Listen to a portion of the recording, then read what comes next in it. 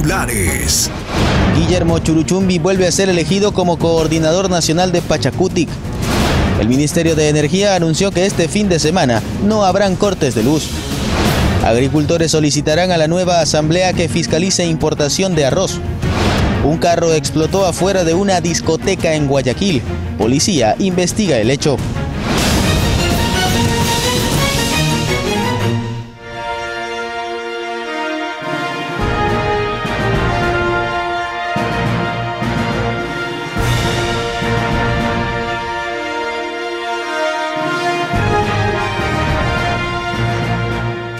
¿Qué tal, amigos televidentes de Ecuador y el mundo? Bienvenidos y gracias por acompañarnos en Noticias Oro Mar en su primera emisión.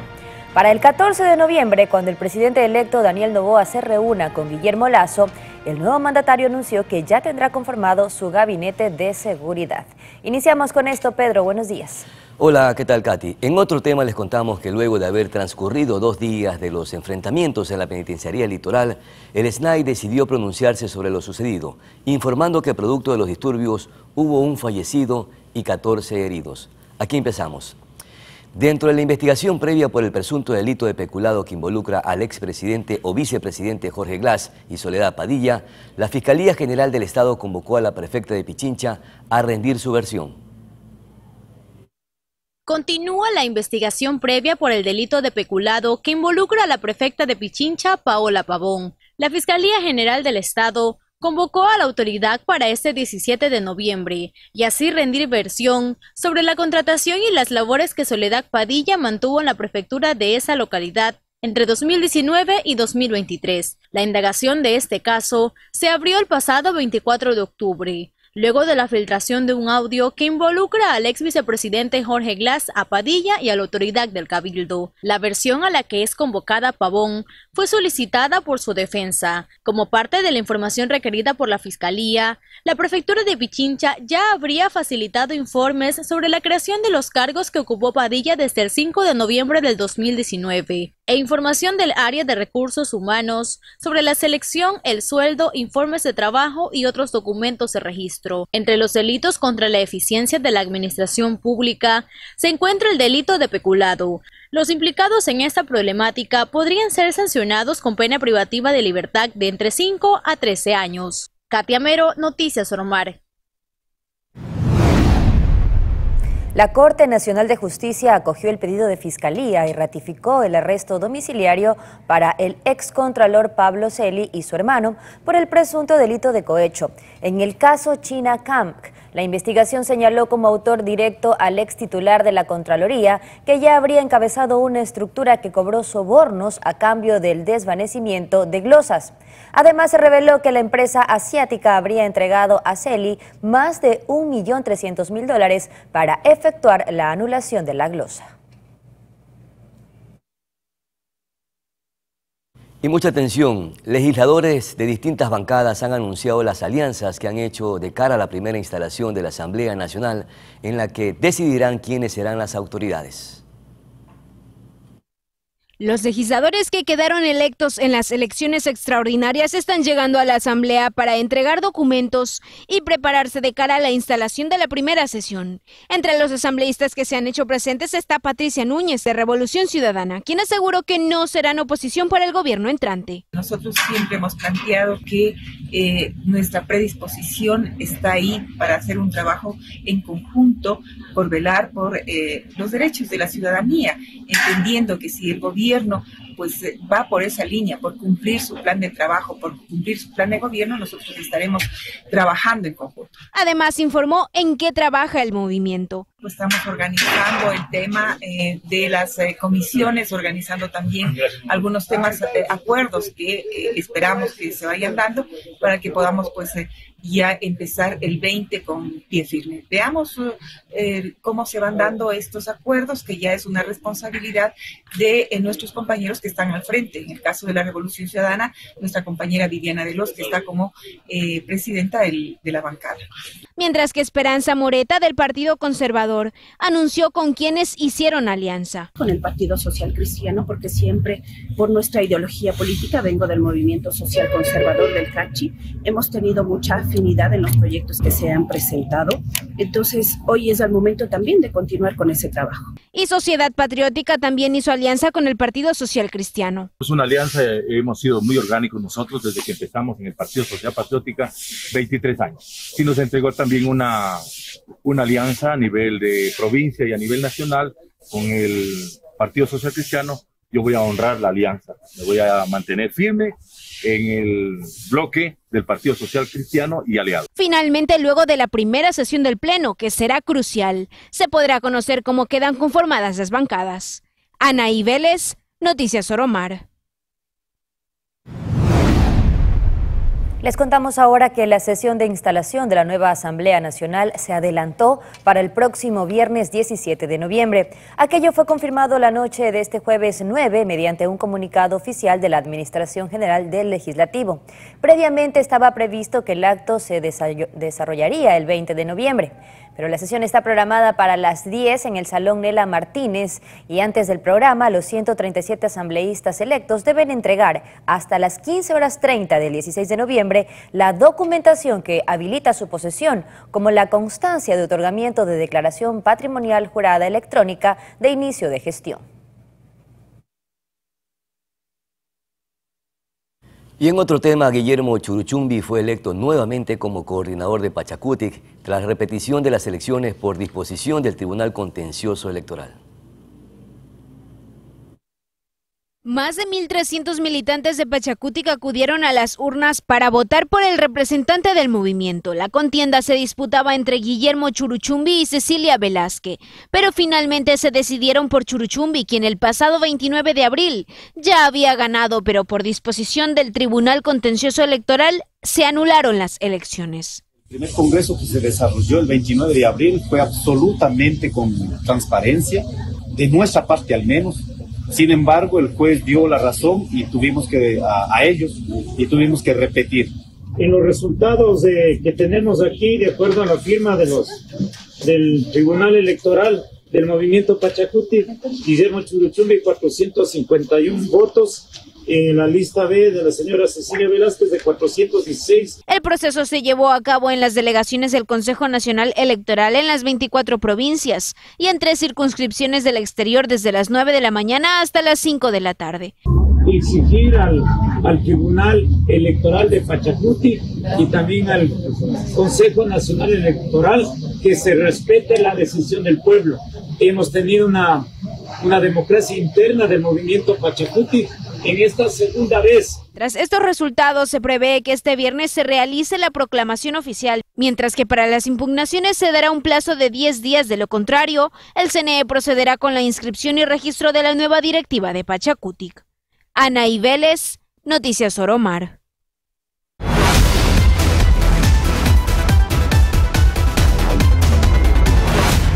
Y el esperado Consejo de Seguridad entre el presidente electo Daniel Noboa y el presidente saliente Guillermo Lasso será el próximo 14 de noviembre. Así lo dio a conocer el equipo del mandatario. El presidente electo Daniel Noboa participará de la próxima reunión del Consejo de Seguridad, aunque este en realidad no es el primer encuentro. El 17 de octubre, luego de que se conociera la victoria de Noboa en la segunda vuelta electoral, el presidente saliente Guillermo Lasso recibió al mandatario electo para iniciar con la transición. Además de exhortar a tener una transición ordenada, el presidente electo solicitó ser recibido por el Consejo de Seguridad Pública y del Estado, COSEPI, para ponerse al día sobre la situación de seguridad del país. La reunión se efectuará el próximo 14 de noviembre a las 12 del día en el Palacio de Carondelet. En la reunión del COSEPE se prevé que las autoridades aborden temas como la delincuencia organizada, rutas de droga, tráfico de armas, minería ilegal, situación en las cárceles del país, entre otros temas de importancia nacional. Katia Mero, Noticias Oromar. Y siguiendo con este tema, el gobierno de Estados Unidos anunció la implementación de un nuevo programa de seguridad ciudadana en Ecuador, denominado Pilares, al que destinará una línea de cooperación de $17.7 millones. $17,7 millones es el monto que el gobierno de los Estados Unidos invertirá en la implementación del programa denominado Pilares. Así lo anunció Samantha Power, administradora de la Agencia de los Estados Unidos para el Desarrollo Internacional, durante su visita a la ciudad de Quito. Estamos invirtiendo $17 millones y así unir a la seguridad pública con las organizaciones de la sociedad civil y líderes comunitarios, quienes a su vez trabajarán para reducir el crimen a lo largo del Ecuador. Power explicó que el programa consiste en fomentar la organización comunitaria con la participación de distintos niveles de gobierno para combatir el aumento del crimen y la violencia en Ecuador. La construcción de comunidades seguras no pueden lograrse tan solo por una operación o una agencia gubernamental. Se requiere un esfuerzo coordinado entre las entidades gubernamentales a nivel local y nacional, en el cual los ciudadanos también deben estar involucrados. Y por este motivo es que la Agencia de Estados Unidos para el Desarrollo Internacional inició el programa Pilares. El programa se implementará durante 3 años en Quito y otras provincias como El Oro y Esmeraldas, que tienen altos índices delictivos. Para el analista en seguridad Hernán Moriano, la iniciativa tendrá éxito siempre y cuando el gobierno entrante también define una estrategia clara de seguridad ciudadana. Para transformar problemas sociales, ¿no? Ya sea, por ejemplo, lo que es el desempleo, lo que es el incremento de la violencia, lo que es el incremento de los asaltos armados, ya sea en la calle, o también el incremento del sicariato, las vacunas o también las extorsiones en sí. Y que será clave la coordinación entre gobiernos seccionales y prefectura, agrega. Entonces, mientras no existan estrategias o políticas definidas por parte de los gobiernos seccionales, yo pienso que ese dinero procedente de esta ayuda de la USAID se podría perder. Desde este 9 de noviembre el presidente electo Daniel Noboa retomará las reuniones para la transición gubernamental y se espera que en los próximos días Noboa se reúna con el Consejo de Seguridad Pública y del Estado para recibir toda la información relacionada con las formas de operación del crimen organizado en Ecuador. Los expertos consideran que esa reunión será clave para definir la política de seguridad de cara a los 18 meses de gobierno que tendrá por delante. Asimismo, desde la USAID se ha recomendado que el Estado debe invertir en la seguridad de jueces y fiscales, que son parte del tribunal donde se tramitan casos de corrupción y del crimen organizado. Amigos televidentes, es momento de una pausa, pero al volver, Pedro, estaremos hablando. Ante la llegada del fenómeno del Niño, hay varias alertas que se activan, como la salud. Y efectivamente, la Organización Nacional de las Naciones Unidas ha anunciado amenazas que aumentarían precisamente en temas de epidemiología. Y conversaremos con Daniel Simancas, precisamente especialista en estos temas. Ya regresamos después de esta pausa publicitaria.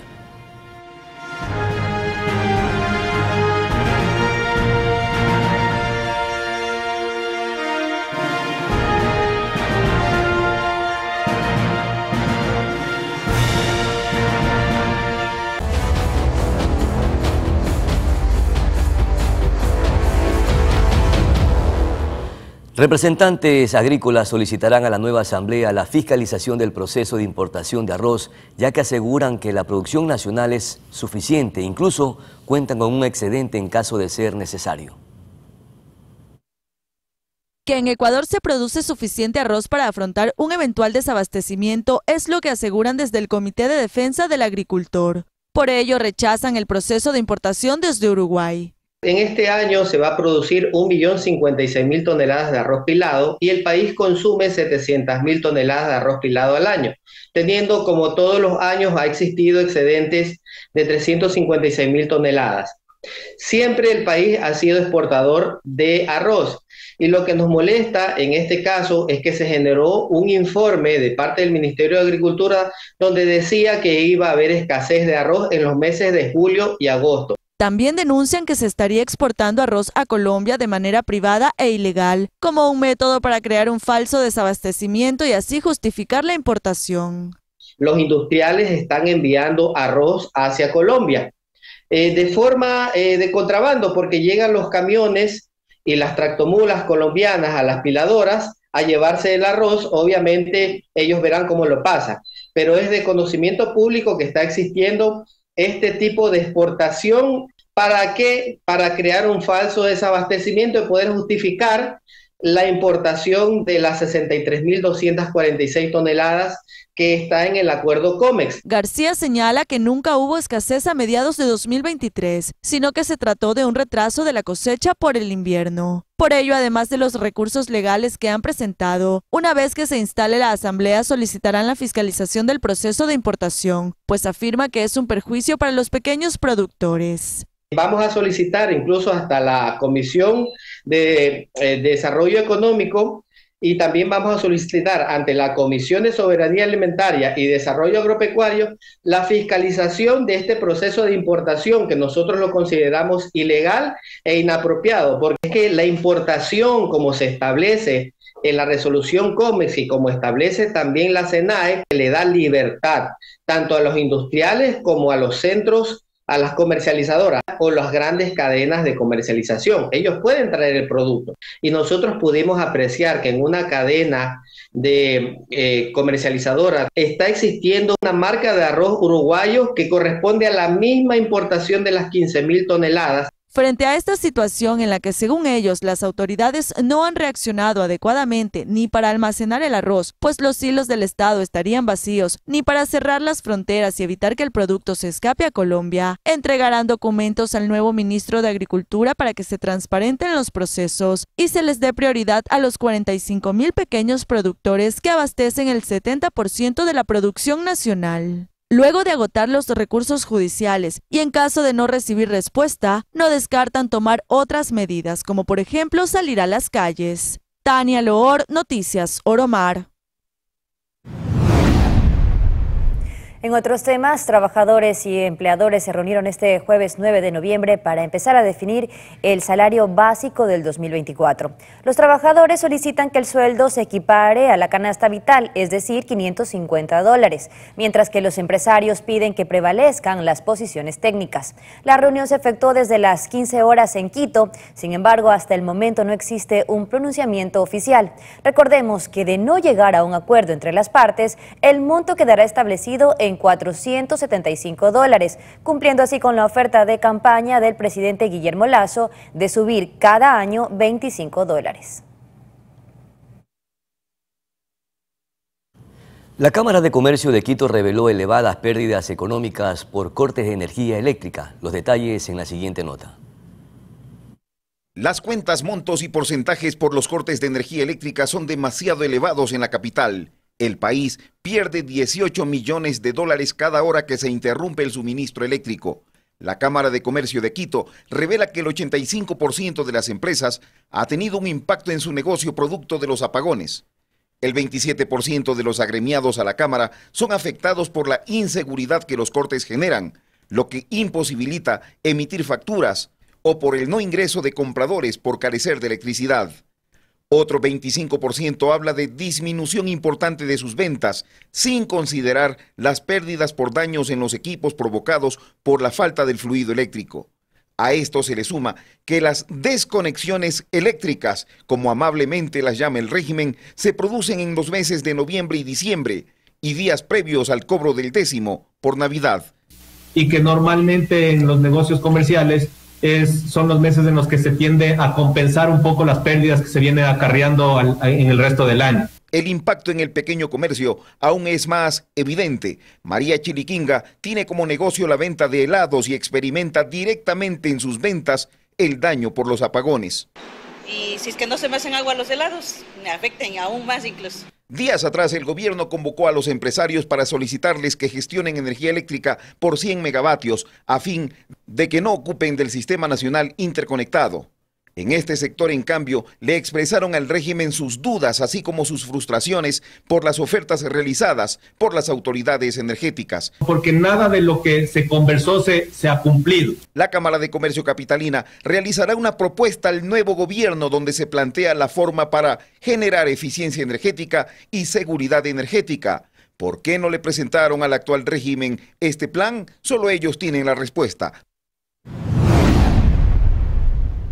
Mientras tanto, los cortes de energía eléctrica que iniciaron el pasado 27 de octubre de 2023 para enfrentar la crisis energética en Ecuador serán suspendidos durante este fin de semana, es decir, el sábado 11 y domingo 12 de noviembre. Así lo anunciaron las empresas distribuidoras de energía de Quito Centro Sur y la encargada del servicio en el norte del país. Sin embargo, los apagones seguirán vigentes a partir del lunes 13 de noviembre. Esto luego de que el país ya recibe energía eléctrica de Perú desde el pasado martes y de Colombia desde la semana anterior. La alcaldía de Guayaquil junto a la empresa pública de gestión de riesgos colocó 44 señaléticas para la sectorización de zonas con probabilidades de inundaciones.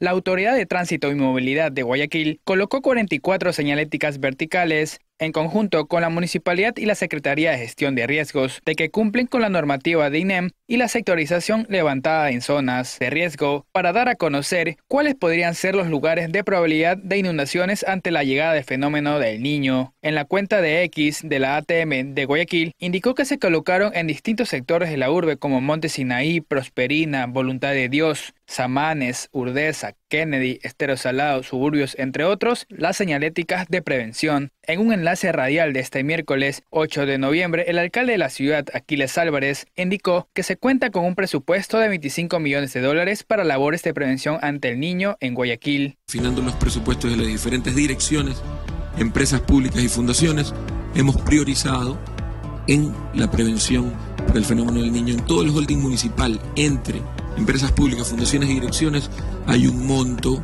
en presupuesto de $25 millones para prevención con el tema del fenómeno del Niño. La señalítica instalada es fácilmente ubicable como puntos de especial atención para los habitantes como para los organismos de socorros en casos de una situación de posible evacuación de cara a las lluvias que se han anunciado como parte del fenómeno atmosférico El Niño.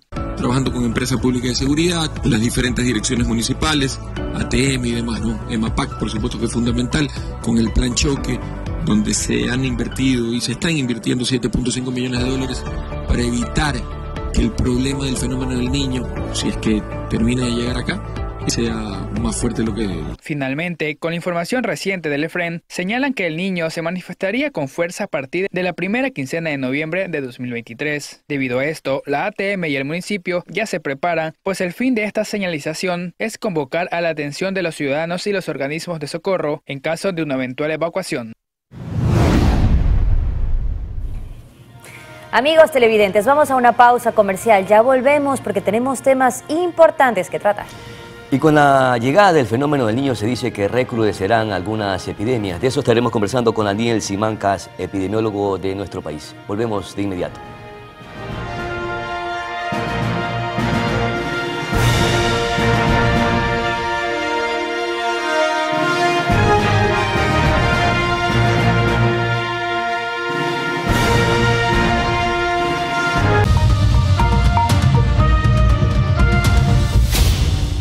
El fenómeno del Niño del 97 y 98 trajo impactos bastante importantes en el Ecuador.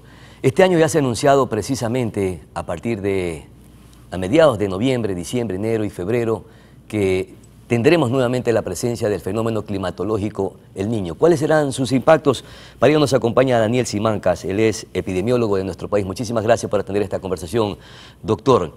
El fenómeno climatológico El Niño está anunciado y se dice también que hay epidemias que van a recrudecer. ¿Cuáles serán las repercusiones en el país?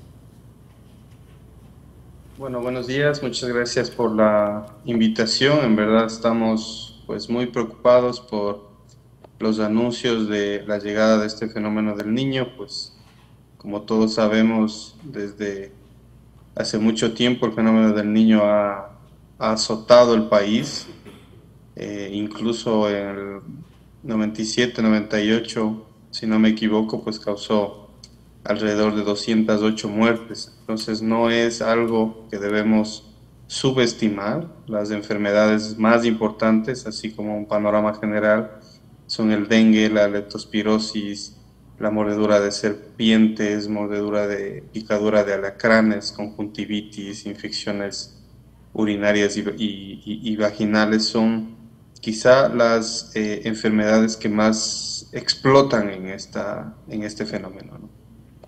Y de las personas que fallecieron en el 97, 98, no fueron precisamente por deslaves o situaciones como esa, sino que hay unas que fallecieron por algunas epidemias. De las más de 200 personas que fallecieron en aquella época, doctor, hay que tomar medidas preventivas para que no se repitan estas mismas historias. Sí, por supuesto. El tema es la prevención, es decir, siempre es lo que sucedió en la pandemia y siempre lo hemos dicho, debemos estar preparados antes de que suceda. Si nosotros somos siempre reactivos, vamos a tener un impacto mayor. Es decir, desde ya tenemos que empezar a mirar, por ejemplo, los sitios de salud más cercanos, debemos estar preparados en casa, debemos quitar los reservorios de agua, no solamente el agua contaminada que se decía antes, sino ahora se sabe que el dengue, por ejemplo, se acumula más también en el agua transparente, en el agua de los pozos. Claro, ahí parece que tuvimos alguna falla técnica. No sé si recuperamos nuevamente el contacto con el doctor Daniel Simancas.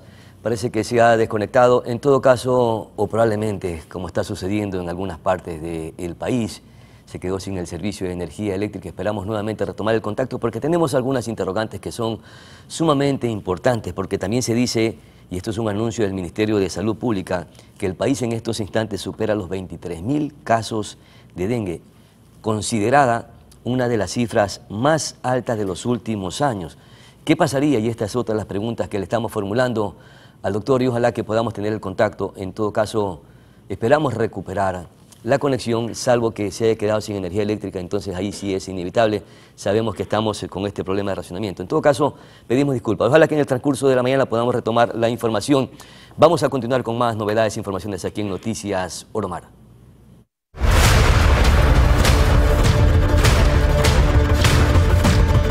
Seguimos con más información. La Policía Nacional desarticuló una banda dedicada a la falsificación de costosas medicinas para personas con enfermedades terminales.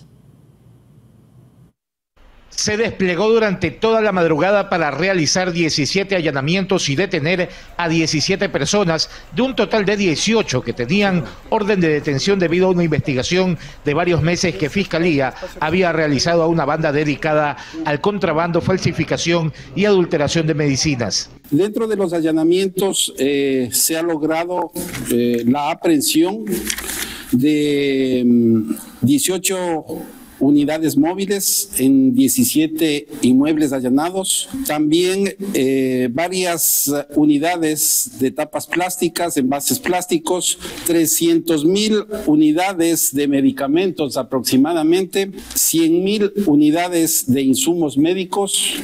Los productos falsos eran medicamentos destinados a enfermedades catastróficas como el cáncer, por lo que su costo en el mercado es alto. De allí que los falsificadores ganaban dinero vendiéndolos a través de las benditas redes sociales. En farmacias posiblemente que también fueron allanadas, el día de ayer allanamos 2 farmacias donde también se encontraron indicios de convicción que serán valorados ya en el proceso judicial.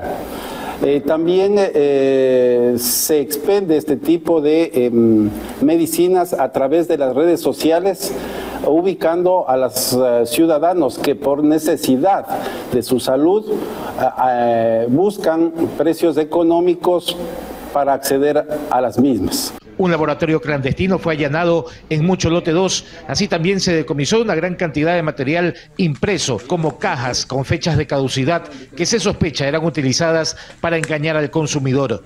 Cristian Arias, Noticias Oromar. Muy, pero muy preocupante cómo alguna gente juega con la salud, con la vida de los ecuatorianos. Y lamentamos muchísimo que sigan pasando estas cosas. Ya tuvimos malas consecuencias en la época del COVID y aún no tomamos las medidas necesarias para evitar que se susciten estas cosas. Vamos a retomar, tengo entendido, producción, la conexión con nuestro invitado, el doctor Daniel Simancas, precisamente de los impactos que generaría la presencia del fenómeno del niño, sobre todo en materia de salud. Doctor, retomamos entonces la conversación y yo hice un anuncio, más bien un comentario antes de que se interrumpiera la señal y decía que, de acuerdo a un reporte del Ministerio de Salud Pública, el país supera los 23.000 casos de dengue, una de las cifras más altas consideradas dentro de los últimos años. ¿Con el niño esto recrudecerá? Por supuesto, las estimaciones oscilan que podrían aumentar en un 30-40% de los casos. Eso es una cifra muy importante. Es decir, sin un invierno recrudecido, se podría decir, sin un fenómeno evidente, pues tenemos los casos que tenemos. Ahora se van a exponer muchísimo más la población por el tema de las inundaciones, ¿no? Entonces aquí quizá cabe pues a la población pues manifestarle qué es lo que pasa quizá con cada enfermedad, cómo intentar prevenir, de qué hay que tener cuidado, porque a pesar de que ya hemos vivido, las personas ya adultas vivieron fenómenos fuertes en el país, pero parecería que no tenemos claro el concepto, y esa es una falla que tenemos en el país, que tuvimos en el COVID, y es la comunicación en salud, ¿no? Es decir, llegar con un mensaje claro a la población para evitar que se enfermen, evitar catástrofes como la que tuvimos en el COVID, ¿no? La ONU ha anunciado que aumentará la amenaza de enfermedades como por ejemplo el Zika y el chikungunya. ¿En el Ecuador también habrán estos impactos de estas epidemias? Generalmente cuando existen estas epidemias que son de carácter regional, pues no dejan de afectar, ¿no? Si hay un brote en Brasil, en Perú, que tienen selva amazónica, también en Colombia, pues generalmente nos va a afectar. ¿De qué manera nos puede afectar? Pues depende de nuestros sistemas de vigilancia epidemiológica, depende de la población también, que esté consciente, que al primer síntoma acuda, que los sistemas estén en alerta para realmente que podamos intervenir con un énfasis en la prevención y no ya en el control epidemiológico, que es lo que Perfecto. Es lo que sucede, ¿no? Doctor, también la ONU ha alertado que podría agudizarse la desnutrición en varios países. Recordamos que el Ecuador tiene cifras negativas alrededor de este tema de desnutrición. 1 de cada 5 niños tienen problemas de desnutrición. ¿Esto se agudizará, se complicará con la presencia del fenómeno del Niño? Sí, aquí dos cosas, ¿no? El exceso de calor produce una deshidratación importante, produce letargo, impide que los productos lleguen cuando existen inundaciones. La sequía, las inundaciones provoca que los agricultores y pobladores sufran el impacto económico. Y como sabemos, la desnutrición no es una enfermedad solamente física, ¿no? Es una enfermedad social, ¿no? En la desnutrición crónica infantil intervienen varios determinantes de la salud. Entonces, si hablamos de que en el fenómeno del niño va a haber un impacto económico, un impacto social, un impacto ambiental, ¿qué podemos decir de esas familias que estarán castigadas? Al igual que en la pandemia cuando estuvimos en confinamiento, ¿no? Todas estas inundaciones no podrán sacar sus productos, no podrán vender, se paralizará la economía de algunos sectores. Entonces el gobierno tiene que intervenir. Es decir, aquí esperemos que así sea. No se da el apoyo gubernamental, pues tanto para la prevención, la comunicación, la parte económica, pues podemos sufrir el embiste y lamentar pérdidas de nuestros ciudadanos. Perfecto, mi querido doctor Daniel Simancas, muchísimas gracias. Y usted dijo algo clave, el gobierno tiene que intervenir, pero nos preocupa porque hay una transición justamente cuando va a aparecer el fenómeno del Niño, es decir, que un nuevo mandatario asumirá el poder y ese plan de contingencia que está preparado ¿tendrá algún cambio, alguna modificación o por esa misma transición probablemente ese plan de contingencia que se está implementando y los recursos que se necesitan podrán atender este problema que vamos a enfrentar los ecuatorianos y el mundo entero? Bueno, eso es un tema que lo estaremos conversando también con algún miembro o funcionario del gobierno que asuma el mandato para precisamente conocer cómo encararán este grave problema que vamos a enfrentar nuevamente a través de la furia de la naturaleza. Vamos a una corta pausa publicitaria y regresamos con más informaciones aquí en Noticias Ormar. Volvemos de inmediato.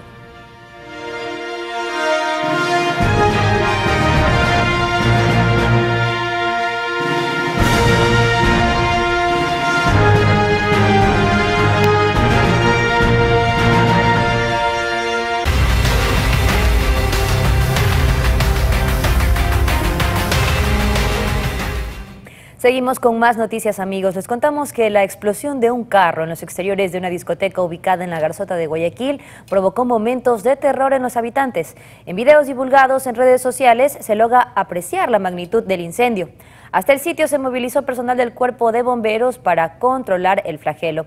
Por su parte, la policía dijo que con unidades especializadas investigan este hecho, que se dio 48 horas después que extorsionadores provocaron la explosión de otro carro a las afueras de una empresa. Esto en la vía a Daule. Escuchemos la versión oficial. Aproximadamente a las 19:30, 4 delincuentes a bordo de un automóvil portando un combo y un galón de combustible proceden a irrumpir en una discoteca en la ciudadela La Garzota. En el interior de dicha discoteca proceden a sustraerse la cantidad de $3,000 americanos, a intimidarle a la administradora, como también a sustraerse el arma de fuego del guardia de seguridad de este establecimiento. Inmediatamente dichos delincuentes proceden a rociar de combustible al vehículo, a prenderle fuego, a abordar 3 motocicletas que se encontraban varios metros más adelante, esperándoles para proceder con la fuga luego de cometer este evento. Es importante indicar a la ciudadanía de que este evento no se trataría de un coche bomba, ningún atentado. La incineración de este vehículo presumimos que fue un elemento distractor. Y un niño de tan solo 13 años de edad fue raptado por sujetos a bordo de motocicletas y luego fue asesinado en Mapasingue, al norte de Guayaquil. El cuerpo del menor quedó abandonado en la calzada. La policía confirmó que 2 sujetos fueron detenidos por este caso. Escuchemos la declaración del jefe de la policía del distrito Florida. Menor de edad había recibido disparos de armas de fuego, que en este momento conocemos que ha fallecido en el lugar, en el sector de Mapasingue es alertado el grupo de operaciones motorizadas del hecho e inmediatamente se arma un operativo cerrojo para dar con los posibles causantes. Producto de este operativo y con la ayuda de la ciudadanía se logró localizar a 2 personas de sexo masculino mayores de edad, quienes a bordo de una moto se encontraban en franca huida por el sector de la vía Daule. El personal del grupo de operaciones motorizadas, haciendo uso progresivo de la fuerza y también con las operaciones policiales respectivas, realiza la detención de estas 2 personas, quienes tendrían directa relación con el hecho, también por la presencia de varios testigos que los reconocen como los causantes del hecho delictivo.